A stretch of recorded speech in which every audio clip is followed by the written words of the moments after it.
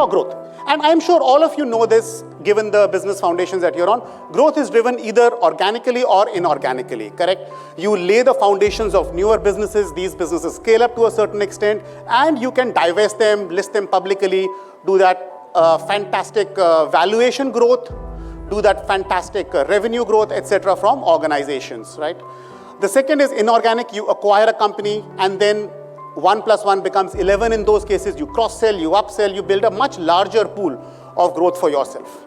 There's a third lever that starts coming in when it comes to growth. Shall I share that with you? Yes. And that lever is industry shifts. Industry shifts, for example, policy. Make in India, China plus 1, right? Semiconductors domestically only. No export of raw material. All of these are policy shifts that drive a lot of change and growth. The second one, tech. Tech's been a driver of industry shifts since forever. And we know AI, before this e-commerce, before that internet. These shifts in technology have brought about tectonic shifts in the overall industry. And the last but not the least, demographics. How much disposable income does your customer have? It's the first one. The number of people in the upper middle will increase by almost 100 million. The second one, the number of people in the lower middle income will also go up by almost 37 million. Right? So purchasing is going to go up in this country over the next decade.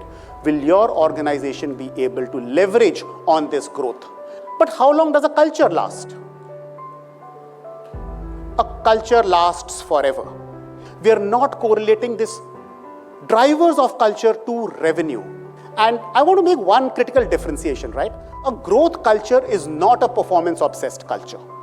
A growth culture is not a performance-obsessed culture.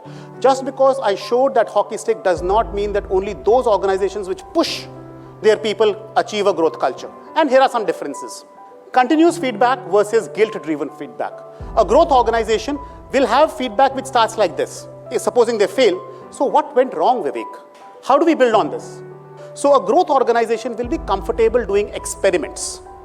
Let me try this, what can work? They'll constantly be focused on poking the balloon and seeing what can happen. They're constantly focused on pushing the boundaries to see what can happen because they're not focused on failing. They don't fear failure. So this shift from control to governance and empowering is a significant one. We found coaching as one of the best ways to be able to bring this to life. Shark Tank style innovations, not innovations for the sake of innovations, not just telling everybody, oh, all of us need to innovate, everybody has to innovate on their work, but innovations where people should ask for investments into their early stage innovations. How do I remind my people every day that they've got to build this growth mindset within themselves? Helping an organization increase its revenue by enabling the right culture. But there is one ingredient which is missing over here. Do you know what ingredient is missing? This room. We the people. You have to take this value to your organizations. You've got to talk to CEO in the language that resonates with them, whatever their strategic objectives are, and from there, what culture drivers do we enable? How do we drive this organization towards this higher growth?